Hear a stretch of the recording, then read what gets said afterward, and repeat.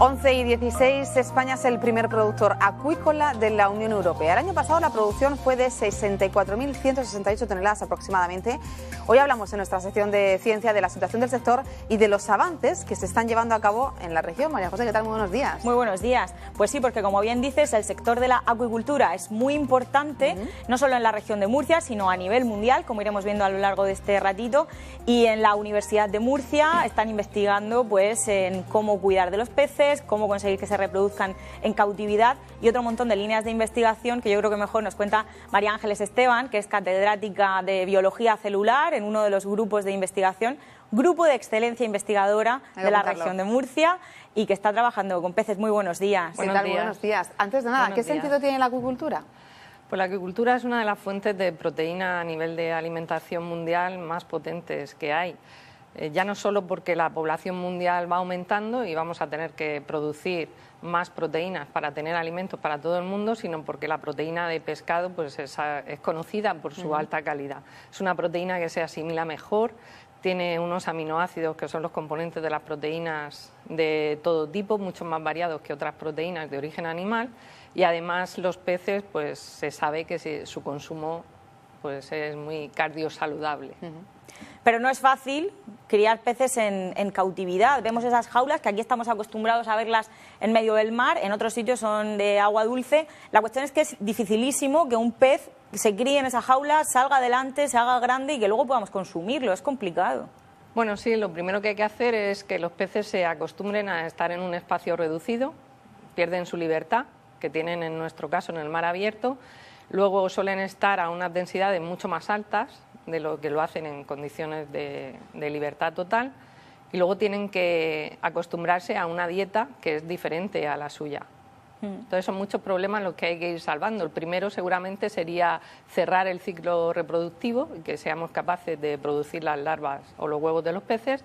El siguiente es darles de comer y luego aprender a que crezcan ellos. Una de las cosas que muchas veces se critica es la calidad del pescado. ¿Tiene la misma calidad del pescado que está en mar abierto al que está en este tipo de jaulas? Yo creo que el pescado de acuicultura es el único que tiene un seguimiento exhaustivo durante todo su ciclo de vida, cosa que el pescado salvaje no siempre lo tiene, porque lo que pasa en mar abierto, por regla general, salvo lo que ocurre a pocos metros o kilómetros de la costa, lo desconocemos. Entonces el pescado de acuicultura es el único que tiene un seguimiento durante todo su ciclo de vida. Estáis trabajando con dorada, con corvina, con lisas, es decir, pescado que conocemos bien y con el que estáis trabajando y desarrollando distintas líneas. Sí, porque nosotros, hombre, estamos en la Universidad de Murcia y aunque tenemos una visión global, que es la que tiene que tener la propia universidad, lógicamente nos centramos en los problemas de la región, en los problemas o en lo que interesa a la región. En ese sentido, las especies que solemos utilizar pues son especies de interés marino. Dorada, lubina, corvina. Ahora estamos intentando ver si somos capaces de hacer una dieta para poder alimentar al mújol, la lisa, tan conocida por nuestro caldero, que tampoco se cultiva, y así sucesivamente. ¿Y qué problemas eran los que os planteaban o los que habéis encontrado? ¿En qué trabajáis? ¿Qué líneas estáis desarrollando con esos peces?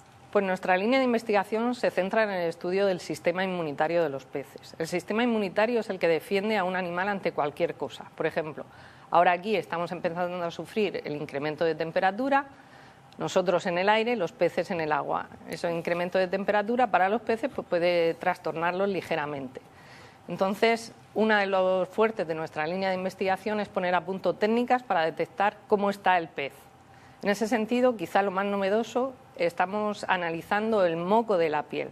Es esa cosa resbaladiza que tienen todos los peces en la superficie y nosotros, analizando el moco, somos capaces de decir cómo está el pez. De la misma manera que a nosotros nos extraen sangre y pueden saber más o menos cómo funcionan todos los órganos. Lógicamente nosotros también le podemos extraer sangre a los peces o cosas así. Eso es bastante novedoso. Y luego, además, estamos intentando siempre potenciar el sistema inmunitario de los peces utilizando siempre productos naturales. Eso es porque se habla de este sistema desde el punto de vista también sostenible, ¿no? Que puede serlo, el cuidado del medio ambiente. Sí, efectivamente. Nosotros estamos acabando un proyecto de investigación en el que propusimos administrar plantas medicinales a los peces. Si pensamos que el 85% de la población mundial no tiene acceso a la medicina, y se curan y en cierta medida pueden sobreponerse a muchas situaciones normales, como un catarro o una herida mal curada o algún problema digestivo.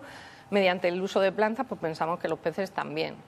Y ahí empezamos a desarrollar trabajos con menta, orégano, en fin, muchas son conocidos como aditivos en la comida y otras no. Por ejemplo, plantas que son malas hierbas, nosotros las podemos incorporar en el pienso de los peces y mejorar la calidad de esos peces.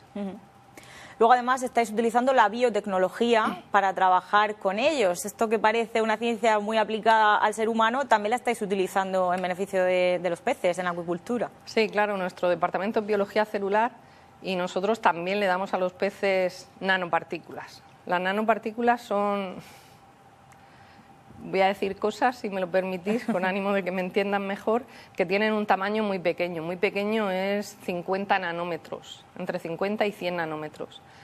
Y esas partículas tan pequeñas nosotros las podemos diseñar. Todo ello gracias a que colaboramos con muchos grupos de investigación, a los que desde aquí les quiero agradecer el que confíen en nosotros, porque para esto hay que saber mucho de muchos campos. La nanotecnología o la nanociencia es una disciplina multidisciplinar y no se puede pretender en que nosotros hagamos todo. Entonces le damos a los peces nanopartículas lipídicas que cargamos con alguna molécula de interés, por ejemplo el glutatión. El glutatión es uno de los antioxidantes más potentes que hay a nivel celular y ahora los antioxidantes están muy de moda por su poder antienvejecimiento.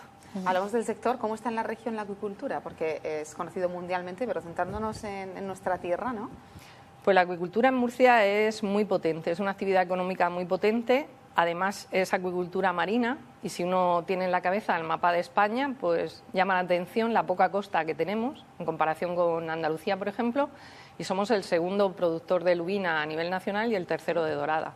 Entonces es una actividad muy potente y además tenemos la costa creo que muy bien organizada, puesto que tenemos un polígono destinado al cultivo de peces marinos. O sea que no solamente es el futuro, sino que es el presente de la pesca, ¿no? Sí, sí, es el presente ya.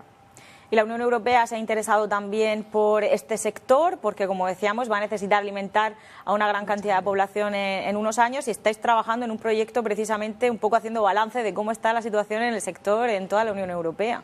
Sí, porque la acuicultura crece a nivel mundial y ahora mismo los mayores productores pues son China, India, estos países que nosotros denominamos emergentes. Y en los últimos años, 3, 4 años, sí que se ha detectado que la acuicultura en el Mediterráneo está como un poco estancada. Entonces, el proyecto en el que estamos participando dentro del programa Horizonte 2020 lo que pretende es analizar el estado de la acuicultura mediterránea desde diferentes puntos de vista, tan dispares como lo que piensa el consumidor a propósito de la lubina o la dorada, o cómo está a nivel económico, el precio en el mercado, la competición con otras especies que vienen de fuera. Sé que tienes más por la acuicultura, estamos hablando de corvina, de lubina. El atún, por ejemplo, también se prevé que en unos años forme parte de este tipo de pesca. Sí, el atún ya se ha conseguido cerrar el ciclo.